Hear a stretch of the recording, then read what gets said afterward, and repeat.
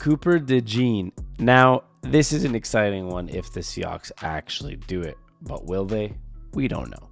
It's NFL draft week, and a lot of things that happen during this week are smoke screens, are things that are just predictions, but it's nice to predict and assume what you could have added to your football team. And Cooper DeJean is one of those Swiss Army knives that would not be a shocking pick for the Seahawks.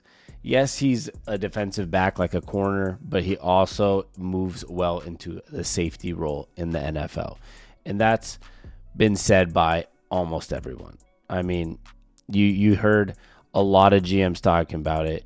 Green Bay's GM said he's very versatile, and it depends where you need him. He can play corner or safety in the NFL. What, a lot of people are saying is he is the type of Swiss Army knife, which reminds me of obviously one person, which is Jamal Adams, who you might bring in as a defensive back, but he's in the box sometimes. He's being, thrown around everywhere, just in different positions, and kind of something that Mike Macdonald wanted to do with his defense, which I spoke about in my last video, which is he wants to feel like there's 11 guys on the field, or more than 11 guys, on the field at all times.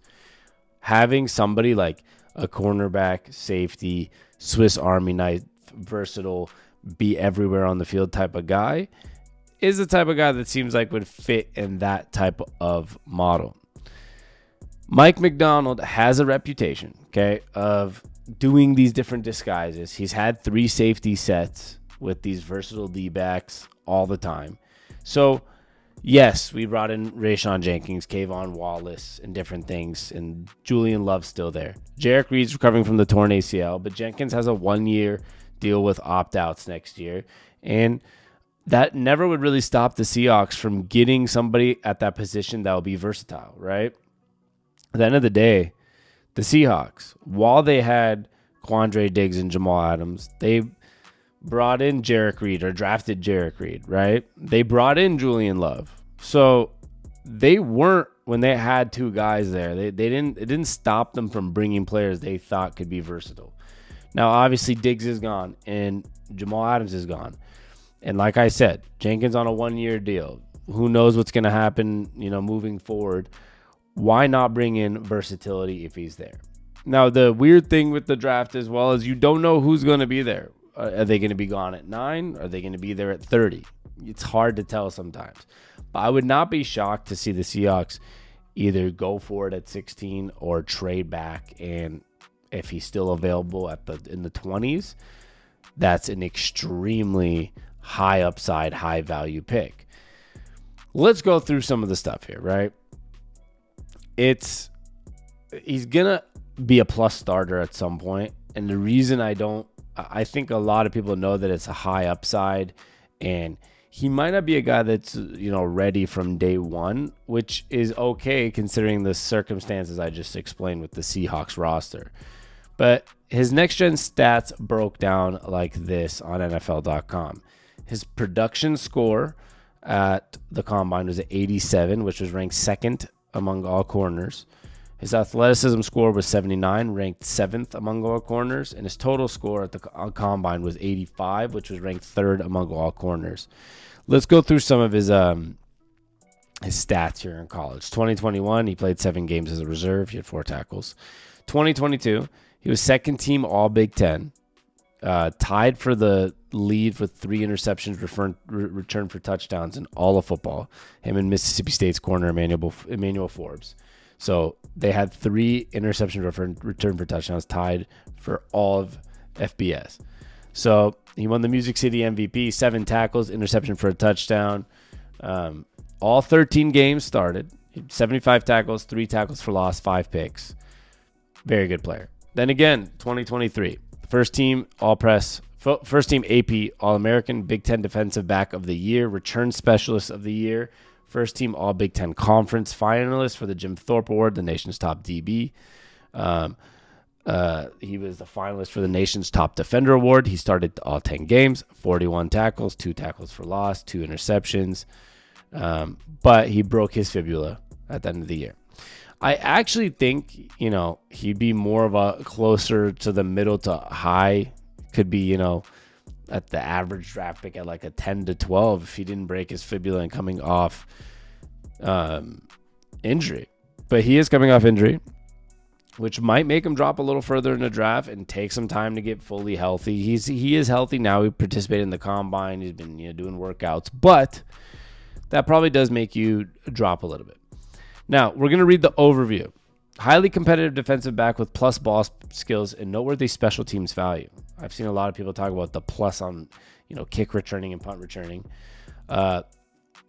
DeJean is a big and bundled for a cornerback with muscular arms and tight hips, fantastic interception production. His movements are more linear than fluid, and he doesn't have easy change of direction needed in man coverage on the next level. His best football played with his eyes forward, using his instincts to challenge the quarterbacks and his big downhill burst to smack whatever needs smacking. He would seem to be a no-brainer as a punt returner and a gunner in year one. DeJean should be a big athletic tester, which will help get the hype train going, but find the proper schematic fit will be important to unlocking his best football as a zone corner or interchangeable safety, which I think is interesting with Mike McDaniel. Mike Macdonald will be able to move guys around. He's had some 3 safety sets. He loves versatility. He wants people to be flying all over the place and feel like there's more than 11 guys on the field. He can use them in some Jamal Adams type of capacity without paying Jamal Adams price, and obviously, hopefully, without the Jamal Adams type of injury history. So there's a lot of plus side here. I mean, there's a lot of what we can get as a guy with elite ball skills, coverage, tackling in space, and because he was put in the box in certain occasions when he was at Iowa, and he was really good at tackling in space. Something that the Seahawks have struggled with the last year or two. Like, I feel like just openly just tackling has been a problem. At the end of the day, I think if the Seahawks don't go, something like quarterback or offensive line, I think the next big option is finding a versatile defender like this. They're not going to go running back early, obviously, or wide receiver, or I don't know, like a linebacker at that spot or another corner. I think it's obviously going to be somebody on the interior, offense or defensive lineman, and then the rare case of quarterbacks there that they love, which I'm just not 100% sold on. Michael Penix could be because of the Ryan Grubb situation. We talked about it on our podcast, actually, Sports on Tap Seattle podcast. It's in the description. We just talked about it today.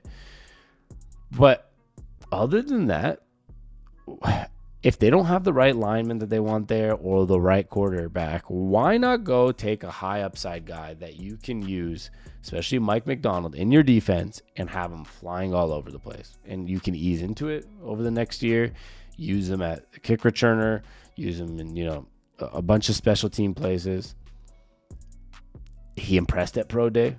A 4.42 40-yard dash, a 38.5 vertical jump. They're saying he was looking like a late round pick, and he restored some of his draft stock as a potential top 15 pick. I think potentially with the injury and different things, maybe he falls to 16, maybe to 20, maybe to 22. Depending on what teams. It sounds like for the most part, everyone believes for Cooper DeJean, like it depends. DeJean, it's a hard one. It depends on the fit of the team. And I think if there's any team, the Seahawks, and Mike Macdonald, and having a guy that's versatile and can fly all over the place, he would be a great fit for that. The strengths that NFL.com has is starting experience at strong safety and corner, explosive athletic hitting markers and height, weight, and speed, instinctive zone defender ready to feast on quarterbacks with poor eye discipline, tracks the pass and plays the entry point with big bursts to close, ball skills of a receiver, finishing with 7 career interceptions, 3 returned for touchdowns, charges hard and slams into pass catchers, and can provide immediate help as a punt returner and gunner if called upon. And we'll talk about the weaknesses. Hip tightness will be hard to overcome in man coverage. Struggles to open hips and find sudden acceleration against press release. Fails to turn and find the football when traveling with deep routes. Played a series of bad offenses and wasn't challenged much in 2023. Below average length allows some slippage as wrap-up tackler. At the end of the day, every player's going to have some positives and weaknesses. So obviously you can read into those weaknesses as much as you want or as little as you want. But overall, it seems like a type of fit that a team like it would have been a Ravens type of guy, right? With Mike McDonald. Like, he's there. He ends up being versatile, ends up being a really valuable piece. And I think that could work in Seattle right now. So are we going to take him at 16? I don't know. He did his visit to Seattle last Monday. He also visited the Eagles and Steelers. Steelers is another team I could just see it. Maybe the Iowa jerseys and a versatile defender. He's one of the most dynamic playmakers in the class. So we will find out what happens. He's considered a Swiss Army knife, which I think Mike McDonald would just love to have in his defense based on what he's saying he wants to do. But it all depends. Does he fall there? Do we trade back? Is there someone else we love right there? But I want to know who you think we're going to take, and would you be interested in Cooper DeJean? It's DeJean, I'm pretty sure, but I looked it up before, and I'm still having trouble. Who do you think the Seahawks are taking, and would you be okay with this pick? Let me know. Peace.